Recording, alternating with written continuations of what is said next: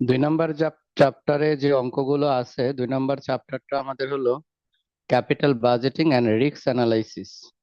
এই ফাইন্যান্সিয়াল ম্যানেজমেন্টের প্রথম chapter, capital budgeting and risk analysis. Capital budgeting সম্পর্কে আমাদের ধারণা আছে যে এনপিবি, আইআরআর, পিবিপি এগুলো হলো ক্যাপিটাল বাজেটিং। এখন হলো রিস্ক অ্যানালাইসিস কোন অংশটা, সেই অংশটা আমাদের এই অঙ্কে নতুন করে জানতে হবে। রিস্ক অ্যানালাইসিস এর মধ্যে অনেকগুলো মেথড হয়, এই প্রত্যেকটা মেথড ধরে ধরে শিখতে হবে। প্রথমে আমরা যে অঙ্কটা শুরু করব, তোমরা সবাইকে বের করতে পারছো? এই দ্বিতীয় অধ্যায়টা পাইছো, capital budgeting and risk analysis, জি শীটের স্যার। শেষের দিকে। তাহলে এটা থেকে শুরু করব।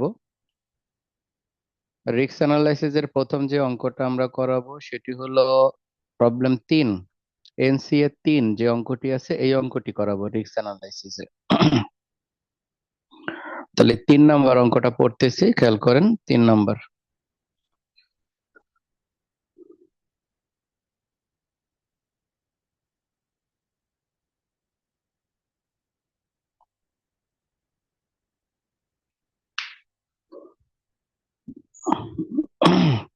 চলেন তাহলে 3 নম্বর অঙ্ক শুরু করি।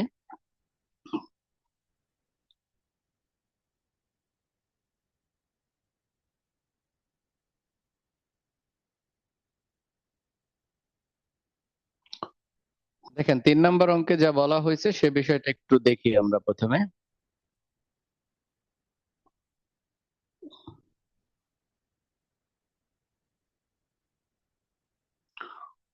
The expected cash flow of a project are as follows. একটা প্রকল্পের প্রত্যাশিত নগদ প্রবাহগুলো দেওয়া আছে। নগদ প্রবাহ বলতে যেটা বোঝাচ্ছে যে আমরা যতটুকু আয় করব সেটা দেয়া আছে। ইয়ার 0 থেকে শুরু করে 5 বছর দেয়া আছে। ক্যাশ ফ্লো গুলো আবার বিভিন্ন ভাবে বলা হয়েছে। 0 থেকে ইয়ার 5 বছর যে মানগুলো দেয়া আছে, সে মানগুলো 0 ইয়ারে যেটা দেওয়া আছে সেটা হলো এনসিও, অর্থাৎ প্রকল্পের বিনিয়োগ। এই প্রকল্পে বিনিয়োগের পরিমাণ 28,000 টাকা। আর ইয়ার 1 থেকে ইয়ার 5 পর্যন্ত যে মানগুলো দেওয়া আছে এই মানগুলোকে বলবো নগদ আন্তঃপ্রবাহ, অর্থাৎ 28,000 টাকা বিনিয়োগ করে 5 বছরে যে টাকা ইনকাম করা সম্ভব হয়েছে সে মানগুলো দেওয়া আছে। এগুলো আমাদের প্রত্যাশিত মান, অর্থাৎ এগুলো ভবিষ্যতে ইনকাম করতে হবে।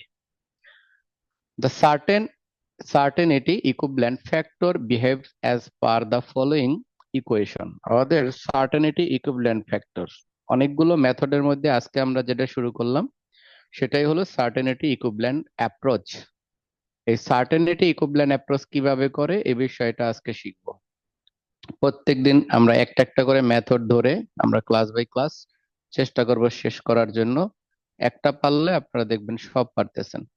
সার্টেনিটি ইকুইভ্যালেন্ট অ্যাপ্রোচের যে সমীকরণটা দেওয়া আছে সেটা দেখেন, α1 = 1 - 0.0 টি, এরকম একটা সমীকরণ দেওয়া আছে। অনেক সময় এরকম সমীকরণ থাকবে, অনেক সময় এরকম সমীকরণ থাকবে না। যখন সমীকরণ থাকবে না তখন অন্য বিষয়, তখন অঙ্কটা সহজ।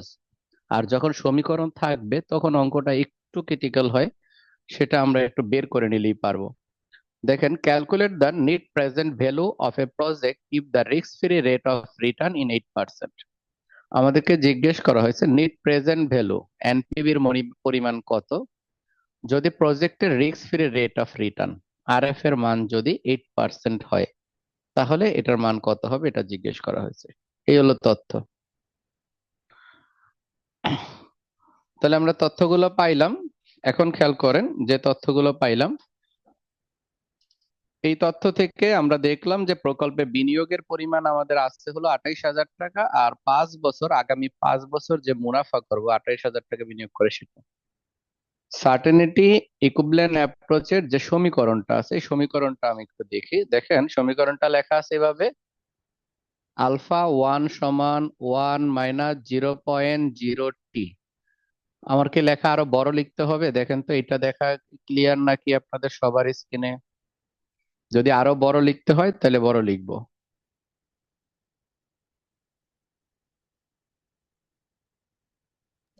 না স্যার, ক্লিয়ারই এটা।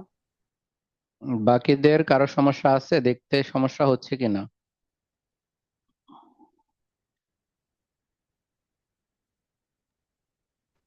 না স্যার, সমস্যা হচ্ছে না।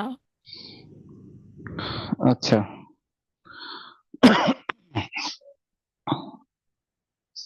এখনো অনেকে জয়েন করার চেষ্টা করতেছে।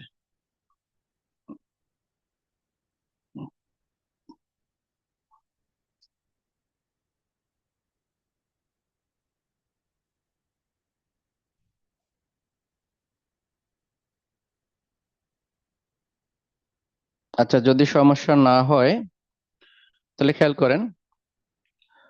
তাহলে আমাদের এই যে সমীকরণ দেয়া আছে, তখন এই সমীকরণ থেকে একটা মান বানায় রাখবো, সেটাকে আমরা সার্টেনিটি ইকুইভ্যালেন্ট ফ্যাক্টর বলবো।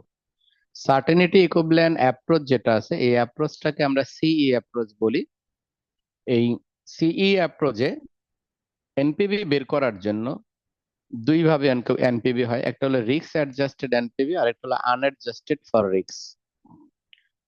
একটা হলো ঝুঁকি সমন্বয় করে আর একটা হলো ঝুঁকি সমন্বয় না করে, দুইভাবেই পরীক্ষায় বলতে পারে। যখন এরকম একটা সমীকরণ দেয়া থাকবে, তখন মনে রাখবেন এখানে যে সমীকরণ টি আছে, আলফা 1.0 মাইনাস 0.0 টি, এইখানে যে টি যেটা আছে, এই টি এর মানটাকে আমাদের একটা অনুমান ভিত্তিক ধরে নিতে হবে। এখন টি এর মানটা কত ধরবো? এইখানে যে টিটা আছে, টি এর মানটা ধরার নিয়ম হইলো 1 থেকে শুরু করে 9 পর্যন্ত, এর মধ্যে যে কোনো একটা মান আমরা এখানে ধরে নিব।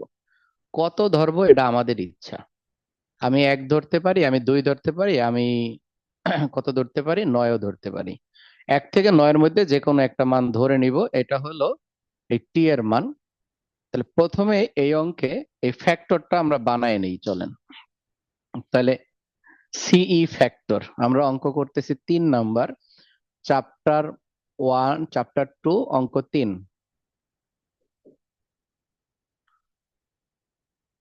সিই ফ্যাক্টর,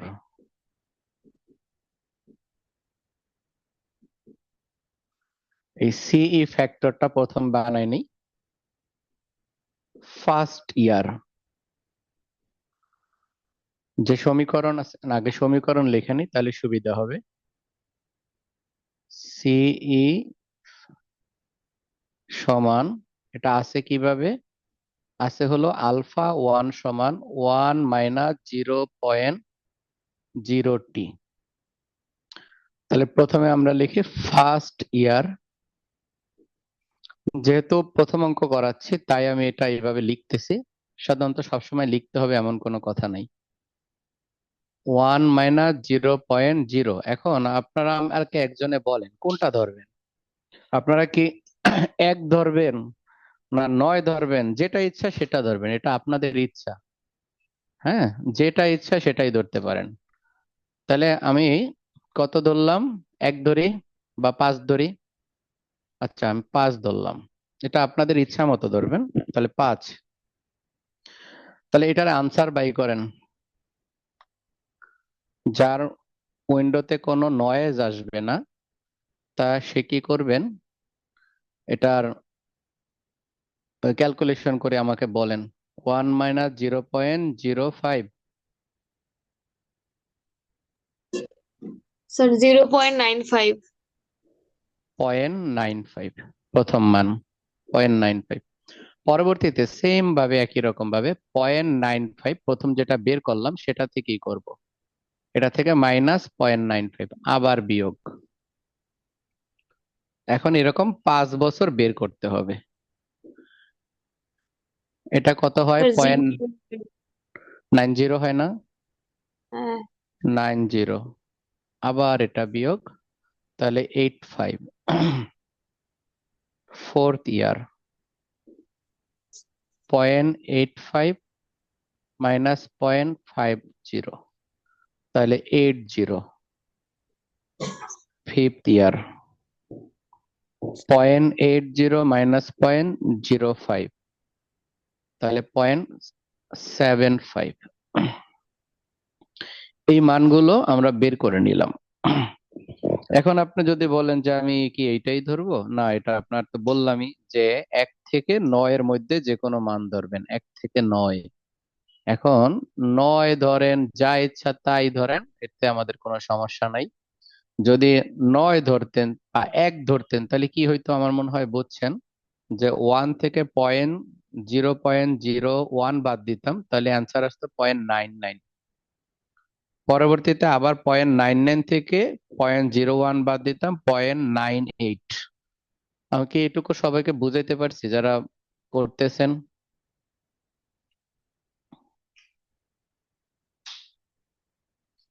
কারো জি যদি স্যার। সমস্যা, আচ্ছা তাহলে সার্টেনিটি ফ্যাক্টরের আলফার মান কিভাবে বের করতে হয় সেটা আমরা শিখলাম। এই আলফা কি পরে আমি এটা বুঝাইতেছি। তো এই ফ্যাক্টরটা যদি বের করা দেওয়া না থাকে, এইভাবে সমীকরণ থাকে, তাহলে এইভাবে করে বের করবেন। এখন কত ধরে করবেন এটা আপনাদের ইচ্ছা, এটাই কোনো সমস্যা নেই। এতটুকু উঠানো হয়েছে, তাহলে আমরা এটা মুছে ফেলি এবার। আমাদের অঙ্কে চাইছে এনপিভি করতে। এখন ডিরেক্টলি আমরা এনপিভির ছকে চলে যাব। এই অংশটা অনেক সহজ, এই চ্যাপ্টারটা মোটামুটি অনেক সহজ। দেখবেন 2টা ক্লাস করলেই বই শেষ। একটা ছক আঁকবো আমরা। আমি যে ছকটা আঁকতেছি এরকম দেখে দেখে আমার সাথে এই ছকটা আঁকেন।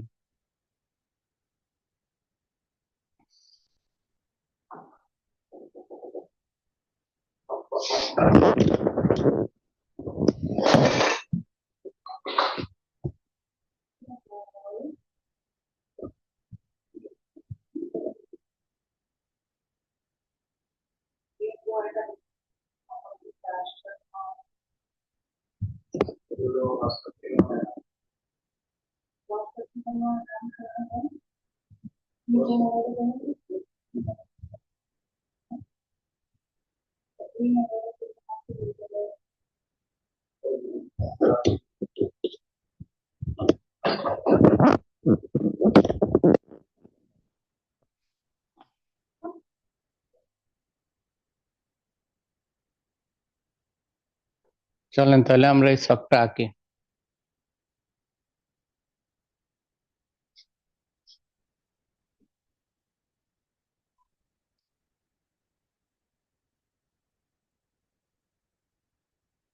এই অঙ্কের আয়ুষ্কাল কয় বছর?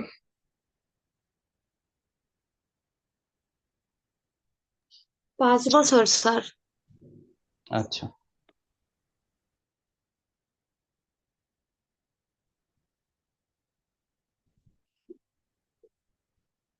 1 2 3 4 5।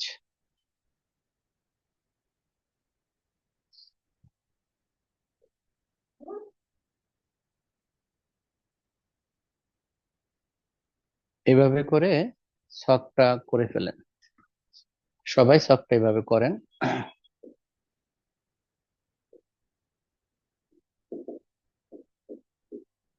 Calculation of net present value.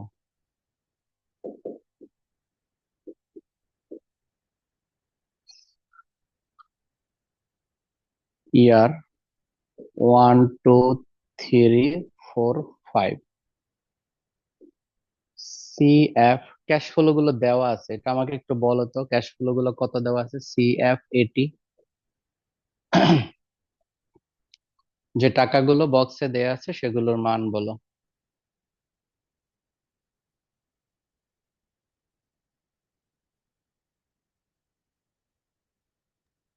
Sir 6,000, 7,000, প্রথমে 6,000, তারপরে 7,000, 10,000, 10,000, 11,000, 9,000। 11,000, তারপরে হলো 9,000। 11,000-এর পরে হলো 9,000। তাহলে আমাদের এই মানগুলো দেওয়া আছে, এই মানগুলো প্রশ্নে দেয়া আছে, সেখান থেকে আমরা নিলাম। অনন্যা জয়েন হইতে পারতেছে না সম্ভবত, নাকি জয়েন হয়েছে? হয়েছে তো। আচ্ছা তাহলে এগুলো বসাইলাম। এরপরে এখানে লিখবেন সিই ফ্যাক্টর। সি ফ্যাক্টরের মধ্যে একটু আগে যেটা বের করলাম, এই যে সি ফ্যাক্টর, বড় করে লিখি সি সিই ফ্যাক্টর, সিই ফ্যাক্টর। এই সি ফ্যাক্টর গুলো একটু আগে আমরা বের করছি, যে মানগুলো একটু আগে বের করলাম সেই মানগুলো বসাবো। কত বের করলাম? প্রথমটা 9.5, পরেরটা হলো 90.85, 85 এর পরে হলো 80.75। এটা হলো সি ফ্যাক্টর, বসাইলাম। পরের কার নাম নাম এটা হলো অ্যাডজাস্টেড সিএফএটি, এরপরে হলো ডিসিএফ। এই অঙ্কে risk free rate of return একটা মান দেয়া আছে। আমি তো প্রশ্ন বন্ধ করে দিছি, তোমরা একটু বলো risk free rate of return কয় 8%। পার্সেন্ট? 8% দেওয়া। আচ্ছা, এই যে risk free rate of return K DCF অথবা পিভিআইএফ, পিভিআইএফ এভাবেও বলে। এটা হলো 8%, পিভিআইএফ 8%। আর শেষে হলো প্রেজেন্ট ভ্যালু, মানে পিভি, প্রেজেন্ট ভ্যালু মানে হলো পিভি। এটা হলো একবারে করতে হবে এই সবগুলো লাইন। তাহলে এতটুকু আমাদের লেখা শেষ। এখন আমরা এটার ক্যালকুলেশন করব। ক্যালকুলেশন করা অনেক সহজ, সবাই ক্যালকুলেটর নাও যারা ডিসকাউন্ট ফ্যাক্টর বের করবা। এই যে 8% ডিসকাউন্ট ফ্যাক্টর, এই 8% ডিসকাউন্ট ফ্যাক্টর বের করার নিয়মটা আমি দেখাচ্ছি। এটা সব সময় মনে রাখবা, কোনো সময় পরিবর্তন হবে না। এই 8% বলুক আর যত পার্সেন্ট বলুক, এখন দেখো 1 থেকে 1000তম পার্সেন্ট, যত পার্সেন্টই বলুক না কেন, এই মান বের করার নিয়ম সবসময় একরকম, পরিবর্তন হবে না। তাহলে এই নিয়মটা কি আমি এখানে লিখে দিচ্ছি, দেখো ডিসিএফ। এই ডিসিএফ বের করার নিয়ম, প্রথমে দেখো যেটা মনে রাখবা সবসময়, প্রথমে হলো 1, এরপরে হলো সমান, এই সমান চিহ্ন, তারপরে হলো ভাগ চিহ্ন, এরপরে হলো 1, এরপরে হলো পয়েন্ট। এইটুকু তোমরা সব সময় মনে রাখবা। একটু তাহলে নোট করে রাখো ডিসিএফ বের করার নিয়ম। এই নোটটা মুখস্থ রাখতে হবে। আমি আবার বলি, ডিসিএফ বের করার নিয়ম, প্রথমে হলো 1, তারপরে সমান চিহ্ন, তারপরে ভাগ চিহ্ন, তারপরে 1, ক্যালকুলেটর নিতে হবে, পরে পয়েন্ট। এইটুকু একদম মুখস্থ রাখবা, এটা অনেক কাজে লাগে। এটা ফার্স্ট ইয়ারে হয়তোবা তোমরা করছো সবাই। আচ্ছা, এখন কয় পার্সেন্ট? 8%। 8%-এ ভাঙাইলে কত হয়? 0.8। তাহলে আমরা এখানে 0.8 লিখবো, এই যে 0.8 লিখবো। এখন আমাদের কাজ হলো সমান দেয়া। এখন সবাই আনমিউট করো, আনমিউট করো এবং আমার সাথে এটার ক্যালকুলেশন করে বলো। প্রথমে কেমনে হবে? 1, তারপরে সমান, তাহলে ক্যালকুলেটরে আমার সাথে সাথে লিখো। আমি বলতেছি, প্রথমে লেখো 1, তারপরে সমান সাইন দাও, সমান বাটনে প্রেস করো, তারপরে 1 লিখো, ভাগ দাও, তারপরে 1 লিখো। তাহলে কি লিখলাম?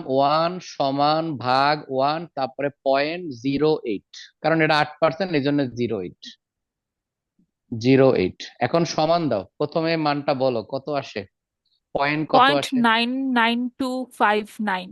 আর লাগবে না, 3টা দিলেই হবে, তিন। 3টা আচ্ছা, বা তাহলে 4টা। তাহলে 0.992। 992, এটা বের নাইন করলাম। স্যার এখন পয়েন্ট, 0.925। হ্যাঁ স্যার 925। 0.925। 0.925, জি স্যার। হ্যাঁ 925। আচ্ছা, এরপরে আবার সমান দাও, পরেরটা বের হয়ে যাবে। Point eight zero five point, seven 0.857, আবার সমান দাও, তারপরেরটা বের হবে। 0.793। 793, এরপরে আবার সমান। 0.735। 735, এরপরেরটা। 0.680। 680, জিরোর পরে স্যার 5 আছে, তাহলে কি এটা 1 হয়ে যাবে না? 1 হয়ে যাবে, রাইট, তাহলে 1 তা- হয়ে যাবে। তাহলে একদম শুরুরটাও হচ্ছে 926 হবে। 926, জি। আচ্ছা। তাহলে কেমনে বের করলাম আশা করি তোমরা বুঝতে পারছো। আমরা কিভাবে করলাম সেটা দেখো। তাহলে সবাই এই মান বের করা আর যাতে শিখাইতে না হয়। তাহলে ওয়ান, তারপরে হলো সমান, তারপরে হলো ভাগ, তারপরে হলো ওয়ান, এরপর হলো পয়েন্ট, এটুকু মুখস্থ। যেহেতু 8%, তাহলে 0.8। এবার সমান দিলে প্রথমটা, আবার সমান দিলে দ্বিতীয়টা, আবার সমান দিলে তৃতীয়টা, এরকম চলে আসবে। তাহলে বারবার সমান দিব, অ্যান্সার চলে আসবে। এখন এটা যদি দুই সংখ্যার, এটা তো 8%, এটা 8% বলছে। এখন যদি 10% বলে, তাহলে এখানে আমরা লিখবো 10। 15 বললে এখানে লিখবো 15। তাহলে মনে হয় মান বের করায় আর কারো সমস্যা হবে না। আশা করি তোমরা এতটুকু বুঝতে পারছো। তাহলে ডিসকাউন্ট ফ্যাক্টর কিভাবে বের করে সেটা আজকে শিখলাম। তারপরে সার্টেন ইকুইভ্যালেন্ট ফ্যাক্টর না থাকলে কিভাবে বের করে সেটা শিখলাম। দুইটা জিনিস আমাদের শেখা শেষ। এখন আমরা এটা কাজ করব। এখন এই ক্যালকুলেশনটা আমি একবার বুঝাই, বাকিটা তোমরা 5 জনে 5টা করে বলে ফেলবা। দেখো, এই 6,000 টাকাকে আমরা 0.95 দ্বারা গুণ করব, যে অ্যান্সার হবে, অ্যান্সারটাকে এখানে লিখব। আর এখানে যে অ্যান্সারটা হবে, সাথে সাথে এটাকে আবার এটা দ্বারা গুণ করে এখানে লিখব। তাহলে চলেন আমরা ওকে 5 জনে 5টা করি। আমি প্রথমটা দেখেন, আবার বলি, 6,000, 6,000 ইন্টু 0.95, অ্যান্সারটাকে আমরা এখানে লিখলাম 5,700, ইন্টু আবার দিয়ে দিব 0.926, তাহলে এটার অ্যান্সার হয়ে গেল 5,278। এখন বাকিগুলা করে আমাকে বলেন। স্যার সাত, 6,300 এখানে 6,300, আর 5,399.1। 5,399, 5,400 দিয়ে দিই, জি স্যার। 5,400।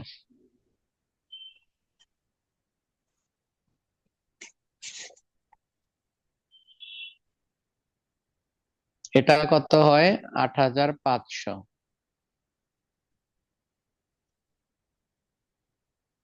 6,740.5। 6,740 মানে 541 লিখি, রাউন্ড করে নিব, তাহলে আর আমাদের সমস্যা হবে না। 41 লিখি। এরপর এরপর 8,800। 8,800। আর 6,468। 6,468।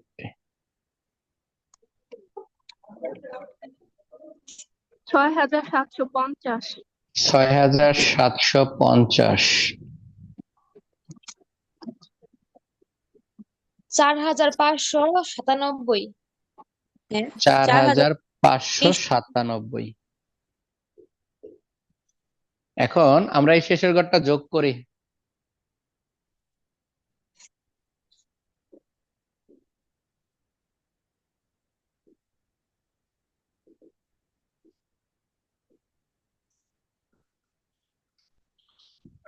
সবার লেখা হইলে আমাকে বইলো।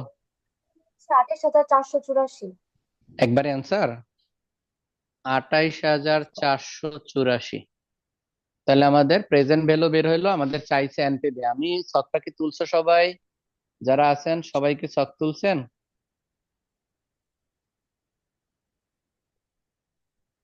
যদি ছক তুলে থাকেন তাহলে আমি এটা মুছে ফেললাম। চলেন এবার আমাদের যেটা বের করতে বলছে সেটা লিখি। উইনো আমরা জানি এনপিভি সমান total PV minus NCO. Total PV বের করলেন 28,484, এনসিও হলো 28,000, প্রশ্নে দেয়া আছে। তাহলে এটার অ্যান্সার হলো 484 পজিটিভ।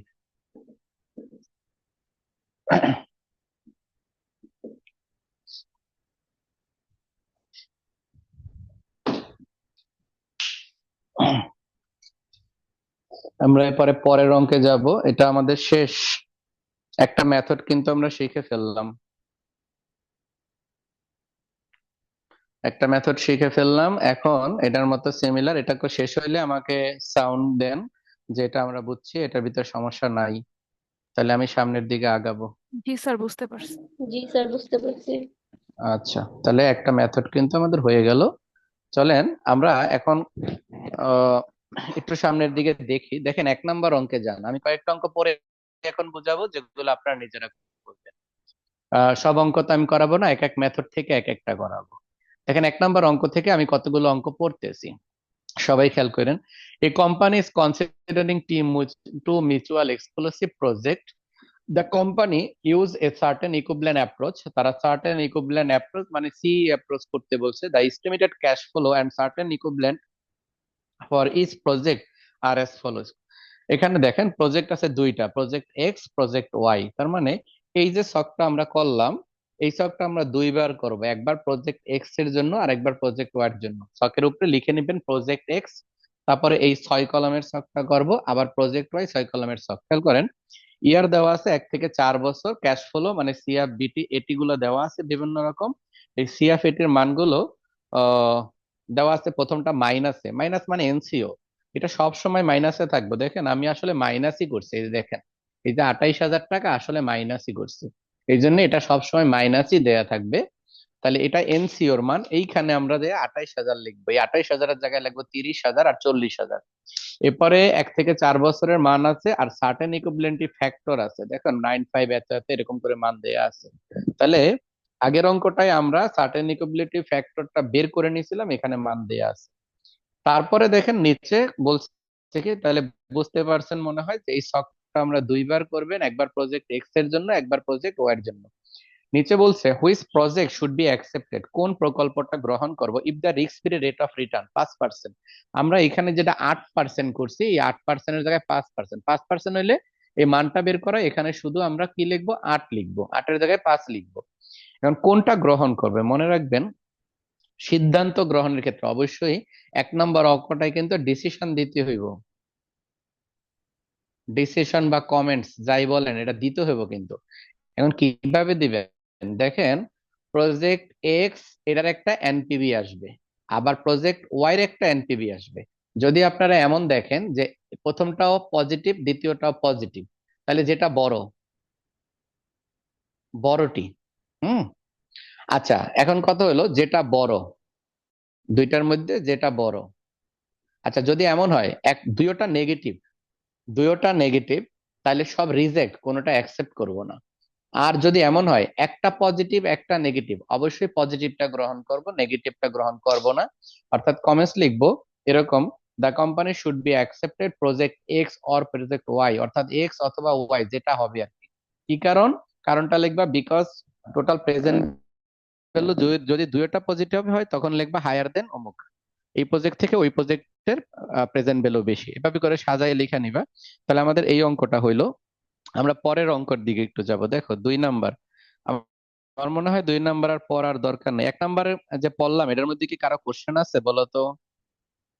1 নাম্বারে, না sir.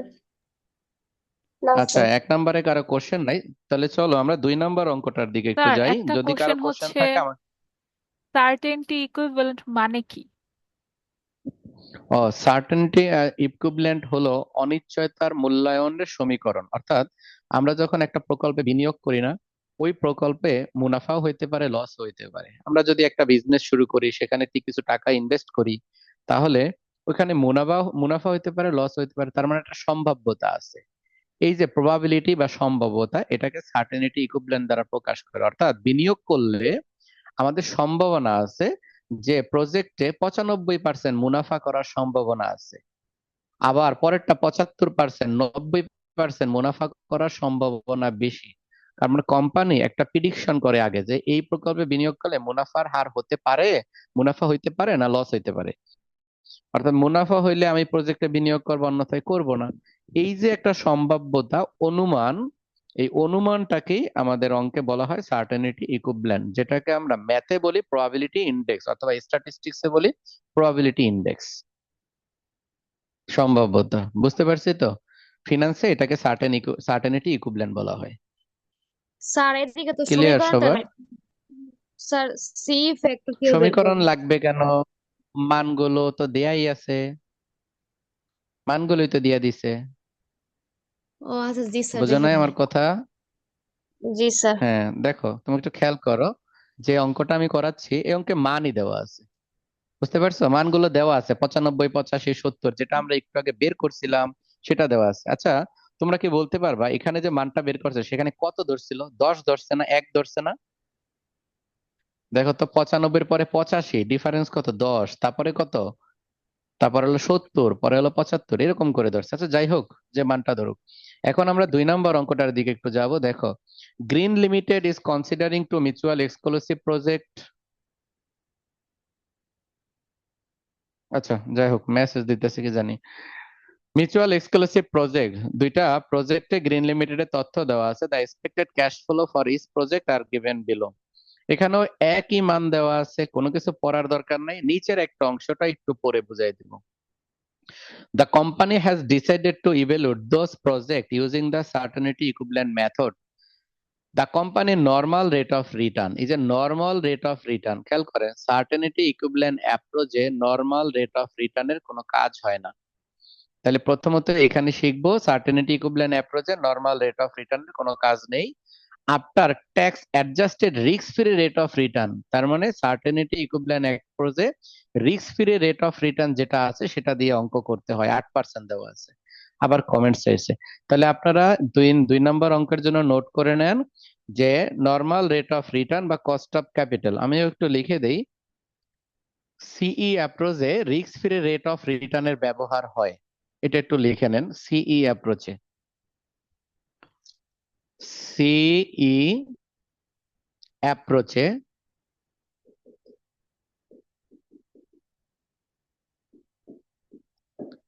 Risk free rate of return,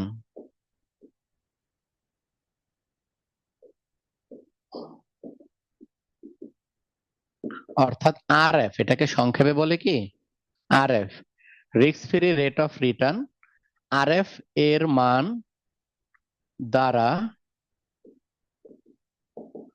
NPV করতে হয়,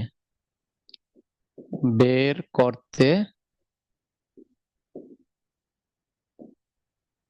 হয়। সি অ্যাপ্রোচ দ্বারা এনপিভি বের করতে হয়, এটা হলো আমাদের এটারই। সি অ্যাপ্রোচ এর মান, সি অ্যাপ্রোচ মেথডে বা এই পদ্ধতিতে risk free rate of return, যেটাকে আমরা সংক্ষেপে আরএফ বলি, এটাকে RF, risk free rate of return, এই আরএফ দ্বারা বের করতে হয়। স্যার তার মানে তাহলে কস্ট অফ কি ক্যাপিটাল। বলো। তাহলে কি আমরা যে পিবিআইএফ যেটা ধরতাম এটাই রিস্ক রিস্ক ফ্রি এটাই ধরবো? হ্যাঁ হ্যাঁ, এটাই ধরবো, রিস্ক ফ্রি এটাই ধরবো। আচ্ছা তাহলে এটা আমাদের হইলো। তাহলে আপনারা এই মেথড শেখা শেষ আমাদের। এরকম করে একটা করে মেথড আমরা দেখে তারপরে দেখেন, আমরা 4, 3 তো করাইলামই, 4 নাম্বার তো আপনারা পারবেনই। 4 আর আমি যাব না, 4, 5 এগুলোর দিকে, 5 নাম্বার অঙ্কের দিকে যাব। হ্যাঁ, 5, 5 একটু খেয়াল করেন সবাই। এখন আমরা 5 নাম্বার অঙ্ক করব। আমার বড় হয়ে গেল বেশি।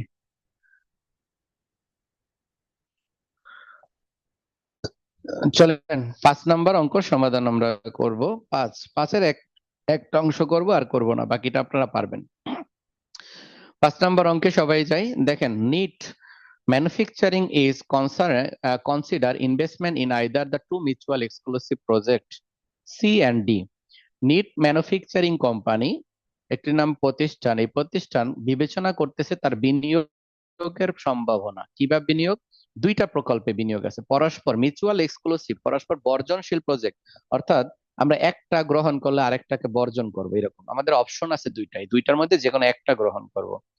The firm has a 12% cost of capital, কোম্পানির কস্ট অফ ক্যাপিটালের মান হলো 12% and risk free rate of return 9%। দেখেন, কস্ট অফ ক্যাপিটাল 12%, কত পার্সেন্ট? 14%।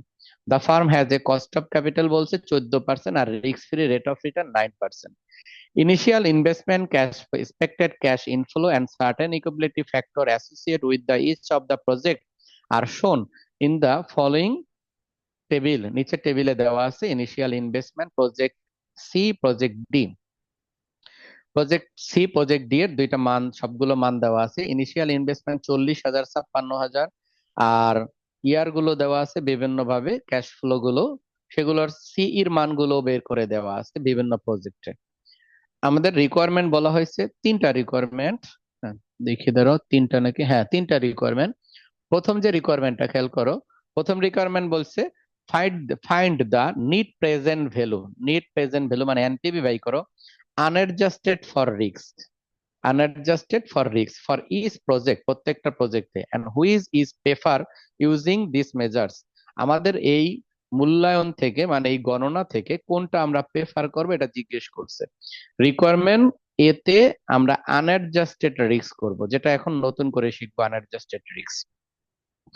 তারপরে রিকোয়ারমেন্ট টু তে যেটা বলা হয়েছে, রিকোয়ারমেন্ট টু তে বলেছে certain equivalent net present value, এটাও একই রকম বলছে certain equivalent net present value. এই বি নাম্বার তোমরাই করতে পারবা, এটা আমার আর দরকার নাই। আর সি নাম্বার আরেকটা কমেন্টস এন্ড ডিসকাস এর ফাইন্ডিং এর ডিসকাস করতে বলছে, সেটা আমি শেষ করে নেই তারপরে বুঝাবো। তাহলে এই অঙ্কের রিকোয়ারমেন্ট ওয়ানটা আমরা আগে করব। এই অঙ্কটা থেকে দুইটা নোট লিখে রাখবো। এটা অঙ্ক নাম্বার কত? অঙ্ক নাম্বার 5। এই 5 নাম্বার অঙ্কে চলো তাহলে দুইটা নোট লিখি। প্রথম নোট,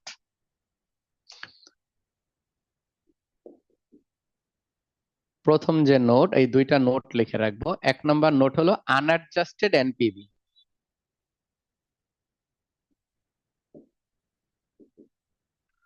আনঅ্যাডজাস্টেড এনপিভি এটা করে হলো কস্ট অফ ক্যাপিটাল দ্বারা। এটি বের করতে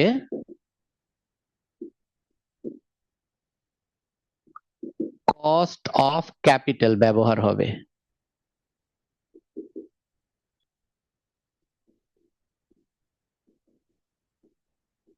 এটি বের করতে কস্ট অফ ক্যাপিটাল ব্যবহার হবে।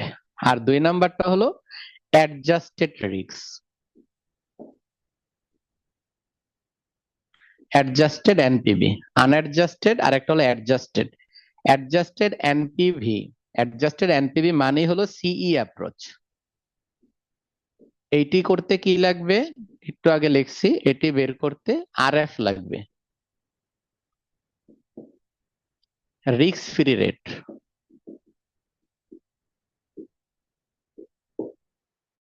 অর্থাৎ কি লাগবে? আরএফ, আরএফ ব্যবহার হবে। এটুকু আমাদের মনে রাখতে হবে যে অ্যাডজাস্টেড এ হলো আনঅ্যাডজাস্টেড, যেটা এখানে আমরা একটা কথা লিখতে পারি, আনঅ্যাডজাস্টেড রিস্ক লেখা লিখতে পারি, RISK রিস্ক। আর অ্যাডজাস্টেড রিস্ক একটা হলো ঝুঁকি সমন্বয়করণের মাধ্যমে এনপিভি, আর একটা হলো ঝুঁকি সমন্বয় ছাড়া এনপিভি। প্রথমটা হলো ঝুঁকি ছাড়া, ওই যে অনুমান ছাড়া। এই বিষয়টা কি? এতটুকু কি লেখা হয়েছে সবার? যদি লেখা হয় তাহলে আমি এটা একটু বুঝাই অঙ্ক শুরু করি। জি জি স্যার। স্যার হয়েছে। আচ্ছা, তাহলে দেখো আনঅ্যাডজাস্টেড রিস্ক বিষয়টা কি আর অ্যাডজাস্টেড রিস্ক বিষয়টা কি। একটু আগে যে বললাম যে একটা কোম্পানি, মাল্টিন্যাশনাল একটা কোম্পানি যদি ঘুষালো এবং যুক্তিসঙ্গত বৈজ্ঞানিকভাবে তারা যদি হিসাব করে, তখন কোম্পানি চিন্তা করে আমি যে প্রকল্পে বিনিয়োগ করব সেখানে মুনাফার সম্ভাব্যতা কত সেটা যাচাই করে নেয়। অর্থাৎ সে চেষ্টা করে যে কোম্পানি কিভাবে মুনাফা অর্জন করবে, সম্ভাবনা আছে এখানে কি লস হওয়ার সম্ভাবনা আছে কিনা, সেটা জাজমেন্ট করে সিদ্ধান্ত এসে তারপরে প্রকল্পে বিনিয়োগ করে, হুট করেই নেয় না। কিন্তু দেখা যায় কোন কোন প্রকল্প এই ফ্যাসিলিটিস গুলো না থাকার ফলে অনুমানের উপরে ভিত্তি করে বিনিয়োগ করে, আল্লাহর নামে ছাইরা দেয়, বলে যে আল্লাহ ভরসা বিনিয়োগ করলাম, ব্যবসায় লাভ হওয়ার হইলে হইতেও পারে। হ্যাঁ, আল্লাহর উপরে ভরসা করে ব্যবসায় নেমে গেলাম। যেমন একজন মুদি দোকানদার কোনো কিছু বলে না, ব্যবসা একটা দিয়ে বসে আছে। অথবা আমরা দেখি অনেক সময় অনেক কিছু না ভাইবেই এক একটা জায়গায় উল্টাপাল্টা দোকান দিয়ে ফেলে। যেমন স্থান নির্বাচন তো জানো যে দোকানের ক্ষেত্রে খুবই ইম্পর্টেন্ট। আমরা যদি মনে করি যেখানে মানুষ নাই, ওই রকম বিজনেস চলবে না, কিন্তু আমরা নিজেরাই বুঝতেছি এমন জায়গায় একটা রেস্টুরেন্ট দিয়ে বসে আসলাম, বসে রইলাম, তো ওইখানে মানুষই যায় না, ওখানে রেস্টুরেন্ট চলবো কিভাবে? আবার দেখা গেল যে এমন একটা জায়গায় যেখানে রেস্টুরেন্ট দিলেই চলে, এমন একটা জায়গা হইতে পারে। তাহলে স্থান নির্বাচন এরকম সম্ভাব্যতা যাচাই না করে হুট করে মনে চাইছে একটা ব্যবসা দিয়ে বসে আছি। আবার আরেকটা হলো মনে চাইছে ব্যবসা দিছি, আরেকটা হলো মনে আমি যাচাই বাছাই করে নিছি যে এখানে কি আমার এই ব্যবসাটা চলবে কি চলবে না। যদি আমি যাচাই বাছাই করে নেই সেটাকে বলবো অ্যাডজাস্টেড এনপিভি।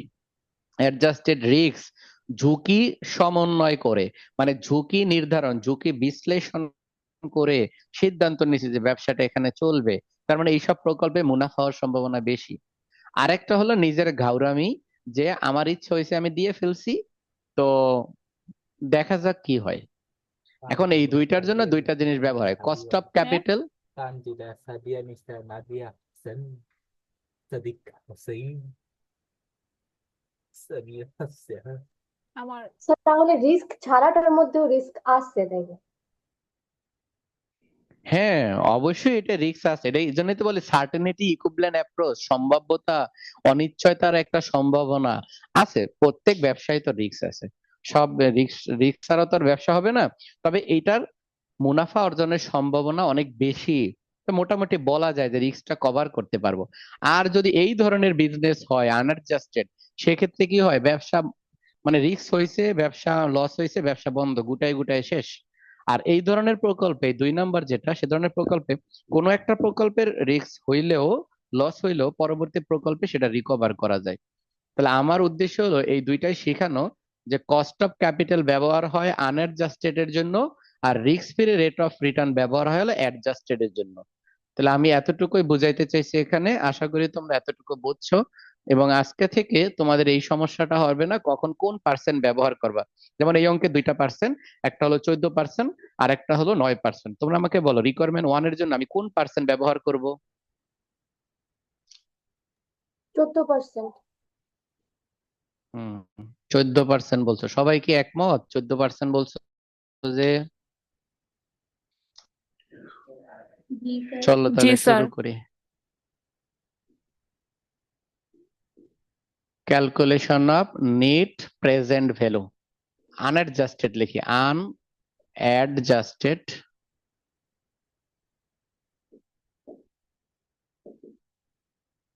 এনপিভি, সংক্ষেপে লিখে দিলাম আনঅ্যাডজাস্টেড এনপিভি।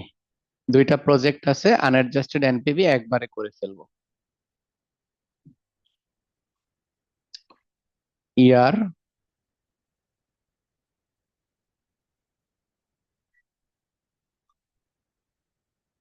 আনঅ্যাডজাস্টেড এনপিভি সহজ, এই জন্য সব এক ঘরে করে ফেললাম। আমাদের বছর আছে 5টা, তাহলে আমরা সারি করব 5টা। আমার সাথে সাথে চলো এই ছকটা করি। 2,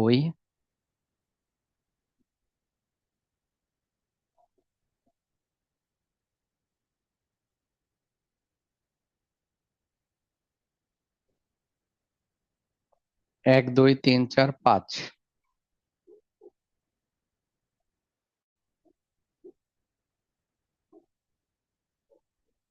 প্রথমে হলো ইয়ার, 1, 2, 3, 4, 5। যদি দিক থেকে কারো সমস্যা হয় আমাকে কিন্তু বইলো, হ্যাঁ? যদি কারো সমস্যা হয় আমি সাথে সাথে রেকর্ড দিয়ে রাখছি, তোমাদের আবার এটা সাথে সাথে রেকর্ড দিয়ে লিংকও দিয়ে দিব, এখানে দেখতে পারবা, সমস্যা হবে না মনে হয়। তোমরা একবারই করে লাইতে পারবা। আচ্ছা, তাহলে আমাদের প্রজেক্ট হলো 2টা, project C, project D. Project C, CFAT DCF, তোমরা বলছো 14% ইয়ে করব, তাই এখানে 14%। আর এখানে হলো পিভি, এখানে হলো প্রজেক্ট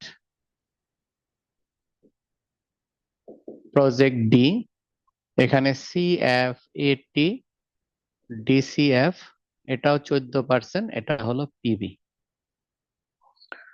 মানগুলো আমরা বসাবো, প্রথমটা 20,000,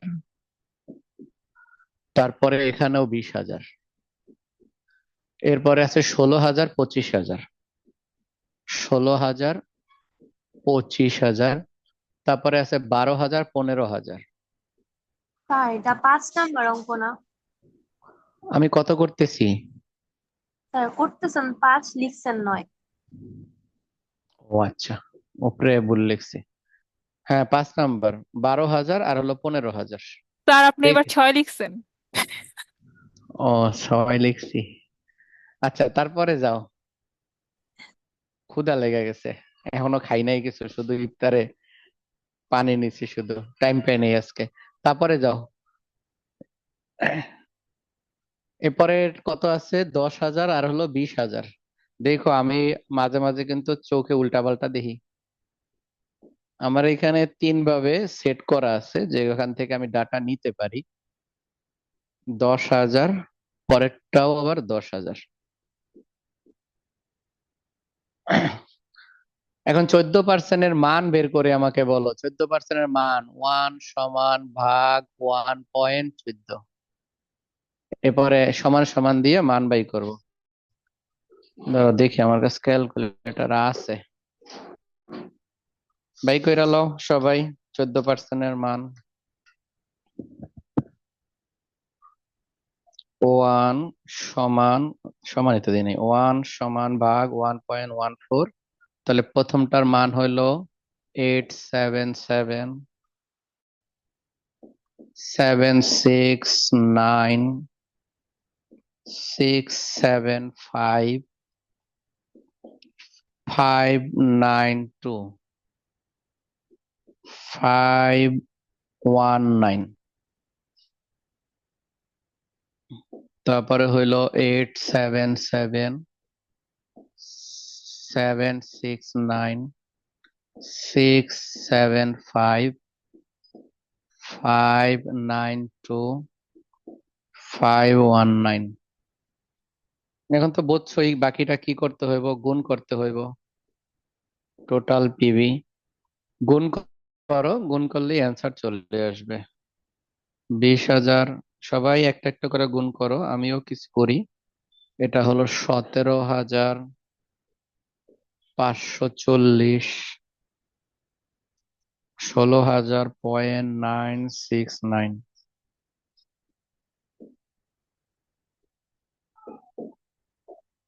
তারপরে হলো 12,000 ইন্টু 0.675, 8,100। 10,592, ওটা তো 5,220 হবে। 5,920, এর এটা হবে 5,190।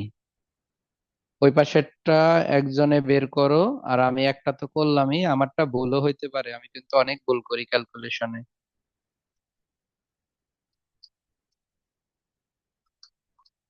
দেখো তোমাদের যদি আমার মতো হয়ে থাকে তাহলে বইলো। 52,654, আমার এটার অ্যান্সার হয়েছে 52,654।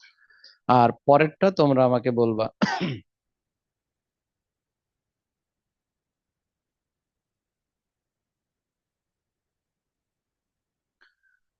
52,654 হয়েছে এটা। পরেরটা স্যার 17,540 এই এটা পিবি 17,540। ও এটা উনিশ তো হাজার 225 19,225। 10,125 10,125।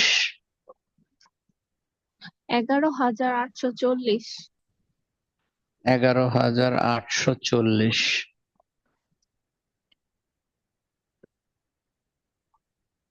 5,190 5,190। এবার যোগফল বলো।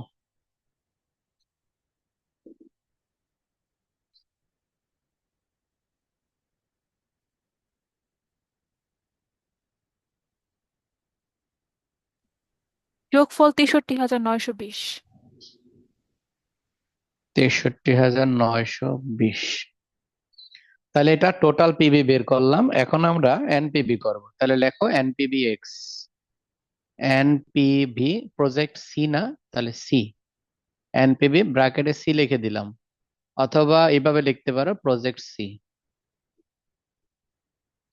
এনপিভি সমান টোটাল পিভি মাইনাস এনসিও।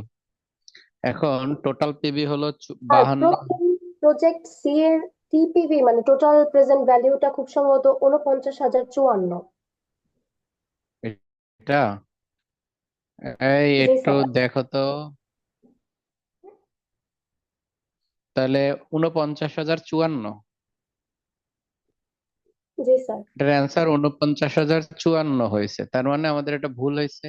ওই যে কইলাম না আমি ক্যালকুলেশন ভুল করি, কোনটায় ভুল হয়েছে বলো তো, এই মানগুলোর মধ্যে কোনটা ভুল হয়েছে? স্যার মানে কোনো ভুল হয় নাই, স্যার, যোগে ভুল ঠিক হয়েছে। আছে, যোগে ভুল হয়েছে।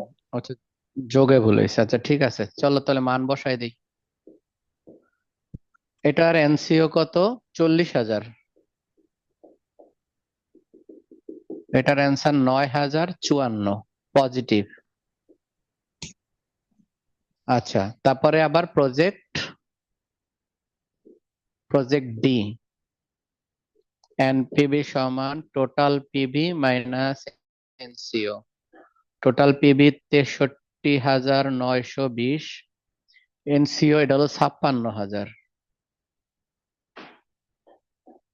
তাহলে এটার অ্যান্সার বিয়োগফল করো তো।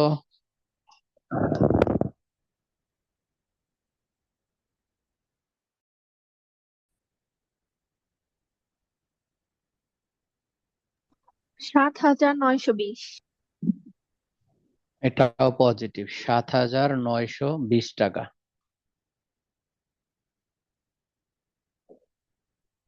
7,920।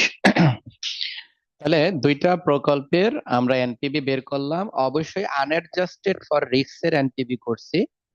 আনঅ্যাডজাস্টেড ফর রিস্ক এর এনপিবি যে করলাম, এটা করার ফলে দুইটার মান বের হলো, একটা 9,000 একটা 7,000। পজিটিভ মান দুইটা প্লাস এর মান, এটাও পজিটিভ আবার এটাও পজিটিভ। অবশ্যই দুইটার মধ্যে কোনটা চুজ করব আমরা, প্রজেক্ট সি না প্রজেক্ট ডি? Project C. হ্যাঁ, প্রজেক্ট সি প্রজেক্ট ই করব, তাহলে লেখা দাও decision.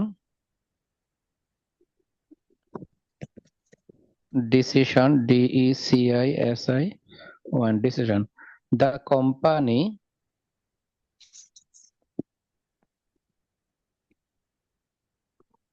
should accept it. Project C.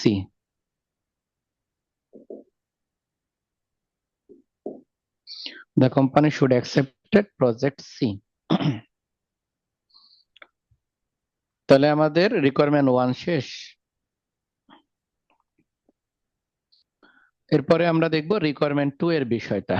Requirement 2 আমার মনে হয় না তোমাদের করাই দিতে হবে, আমি একবার জাস্ট বলি তাইলেই হবে। এতটুকু কি সবার তোলা শেষ? জি স্যার। আচ্ছা, তাহলে রিকোয়ারমেন্ট 2 তে যেটা বলছে দেখেন, find the certainty equivalent net present value for each project. প্রত্যেক প্রজেক্টের এনপিভি বাই করতে বলছে, তবে সার্টেনিটি ইকুইভ্যালেন্ট মানে হলো সি অ্যাপ্রোচ দিয়ে। সি অ্যাপ্রোচ মানে এই অ্যাডজাস্টেড থেকে ইউ এন্ড বাদ হয়ে যাবে, তাহলে হবে অ্যাডজাস্টেড। তাহলে আমরা জানি এটা করব যখন, এটা তো আনঅ্যাডজাস্টেড এর ঘর হয়েছে কয়টা দেখছেন? আনঅ্যাডজাস্টেড ঘর হয়েছে এই কয়টা, ইয়ার, সিএফএটি, ডিসিএফ, পিবি। কিন্তু এক নাম্বার যে প্রথম যে আজকে অঙ্কটা করাইলাম সেটার মধ্যে অ্যাডজাস্টেড এর ঘর হয় কয়টা বলেন তো? 6টা। 6টা হয়। তাহলে 6টা 6টা 12টা অনেক বড় হয়ে যাবে, তাহলে আমরা এখানে দুইটা ঘরে করতে পারবো। রিকোয়ারমেন্ট 2 কে আমরা দুইটা ঘরে করব, প্রজেক্ট এক্স আবার করব প্রজেক্ট ওই সি একবার করব, প্রজেক্ট ডি একবার করব। তাহলে এটার অ্যান্সার বের হবে। এইটা কি সবাই পারবা? যেহেতু আমরা এটা করছি তাহলে এটা কি পারবো? করানোর জি দরকার স্যার। আছে কিনা বলো? জি স্যার, পারবো। যদি কারো সমস্যা থাকে বলতে পারো, আমি তাহলে করাই দিব যদি কারো সমস্যা থাকে। আর যদি মনে হয় না সমস্যা নাই, আমরা বুঝছি পারবো, কিভাবে করব বলো তো? প্রজেক্ট সি লিখবো, রিকোয়ারমেন্ট 2 লেখা, প্রজেক্ট সি। এই প্রজেক্ট সি এর মধ্যে 6 কলামের একটা ঘর করব। 6 কলামের ঘর একটু আগে যেমনি করছিলাম এরকম করার পরে এখানে 5টা আছে, এরকম 5 বছর হবে। তারপরে ইয়ার, তারপরে সিএফ এটি, এখানে হলো সিই, অ্যাডজাস্টেড সিএফ এটি, তারপরে ডিসিএফ। ডিসিএফ অবশ্যই এটা কয় পার্সেন্ট ধরবো আমরা, কত? 9%। আর এটা হলো পিবি। এরকম প্রজেক্ট সি একবার করব, আবার প্রজেক্ট ডি একবার করব, তাহলে মন্তব্য হয়ে যাবে। তাহলে এটা তোমাদের হোমওয়ার্ক রইলো, এই অংশটা করে তারপরে দেখাবে। এখন তোমাদের সি নাম্বার রিকোয়ারমেন্ট একটু খেয়াল করো। সি নাম্বার রিকোয়ারমেন্ট বলা হয়েছে compare and discuss your finding in A and B. A এবং বি এর সাথে কম্পেয়ার করে ডিসকাস করতে বলছে। Which in either of the project do you recommended of the firm accepted. কোম্পানিকে গ্রহণের জন্য কোন ফার্মটাকে তোমরা সুপারিশ করবো এন্ড এক্সপ্লেন করতে বলছে। এখন কথা হলো, তুমি যদি রিকোয়ারমেন্ট এর সাথে কমেন্টস দিয়ে দাও, আবার রিকোয়ারমেন্ট বি এর সাথে কমেন্টস দিয়ে দাও, তাহলে আমাদের রিকোয়ারমেন্ট সি আর দেখানোর প্রয়োজন নাই, কারণ ওইখানেই তো আমি জানাই দিচ্ছি যে আনঅ্যাডজাস্টেড এর জন্য এইটা রিকমেন্ড করব, আবার অ্যাডজাস্টেড এর জন্য এটা রিকমেন্ড করব। আর যদি রিকোয়ারমেন্ট এ আর বি এর সাথে কমেন্টস না দাও, সেক্ষেত্রে তোমরা সি নাম্বার রিকোয়ারমেন্টই কমেন্টসটা দিবা। তাহলে আমার মনে হয় বুঝতে পারছো যে এটার মধ্যে আর কোনো কাজ নাই। এখন তোমরা এটা তো পারবাই। 6 নম্বর অঙ্কে আইআরআর চাইছে, এই অংশটা আমি একটু পরে দেখাচ্ছি, এটা এখন আর না। আচ্ছা, 8 নম্বর অঙ্কটা তোমরা পারবা না? 8 নম্বরও হোমওয়ার্ক রইলো। দেখো 8, এটা হোমওয়ার্ক। 6-এর একটা অংশ আইআরআর আছে, এটা একটু করতে সময় লাগবে, এটা এক ক্লাসের মধ্যে করাবো। আচ্ছা, 8 নম্বর অঙ্ক তোমাদের হোমওয়ার্ক, 8 নম্বর পর্যন্ত বাসায় করবা। 8, তাহলে একটা মেথড আমাদের শেষ। প্রথমত হলো একটা মেথড আমাদের শেষ। এখন দেখো, রিস্ক অ্যাডজাস্টেড ডিসকাউন্ট রেট, আমরা কি আরেকটা মেথডে যাব না আজকে এখানেই শেষ করব? হোমওয়ার্ক কিন্তু অনেকগুলো দিয়ে দিয়েছি। স্যার আজকে এখানেই শেষ করুন। আমাদের কিন্তু সবগুলো অঙ্ক করতে হবে, কোনো অঙ্ক বাদ দেওয়া যাবে না। আমি কিন্তু অলমোস্ট কয়টা অঙ্ক দিলাম? 8টা অঙ্ক দিয়ে ফেলছি। 8টা না জানি 7টা অঙ্ক হোমওয়ার্ক দিয়ে ফেলছি, এই অঙ্কগুলো করতে হবে, স্যার একটা বাদ দেওয়া। আজকে শুধু এই মেথডের অঙ্কগুলাই করি, অন্যদিন আরেকটা মেথড করবো। ঠিক আছে, আমাদের এই চ্যাপ্টারে কিন্তু মেথডই মাত্র 2টা, বুঝছো? তার মানে আমি যদি এই 9 থেকে শুরু করে নেক্সট ক্লাসে করি, তারপরে দেখবা শীটের যত অঙ্ক আছে না এই চ্যাপ্টারের, এই শীটের ম্যাক্সিমাম অঙ্ক তোমাকে করা প্রায় শেষ হয়ে যাবে। এবারে বাকি অল্প একটু দেখাইতে হবে, আর কিচ্ছু নাই। আর কিছু টাকা দিয়ে কিছু অঙ্ক আছে, আহামরি কিছু নাই গা, এই চ্যাপ্টার অনেক সহজ। আচ্ছা, তাহলে থাকুক, এই চ্যাপ্টারটা আজকে এখানেই আমরা শেষ করি। যেহেতু যারা যারা জয়েন করছো, হ্যাঁ, তাহলে তারা কিন্তু রেগুলার জয়েন করো, কারণ এই চ্যাপ্টার গুলো শেষ হয়ে গেলে সামনে তো আর এগুলো করাইতে হবে না। তাহলে এগুলো সহজ, ফিনান্স অনেক সহজ বুঝলে। তাহলে তোমাদের হোমওয়ার্ক যেগুলো দিলাম সেগুলো তোমরা করে নিও, বাকি সামনের দিকে আগামী ক্লাসে ইনশাল্লাহ করাবো। ঠিক আছে তাহলে। ওকে স্যার, আসসালামু ওকে আলাইকুম। স্যার, তাহলে কি লিভ নিব? হ্যাঁ, ওকে স্যার। ওয়ালাইকুম আসসালাম। আচ্ছা, আসসালামু আলাইকুম। স্যার আসসালামু আলাইকুম। ওয়ালাইকুম আসসালাম।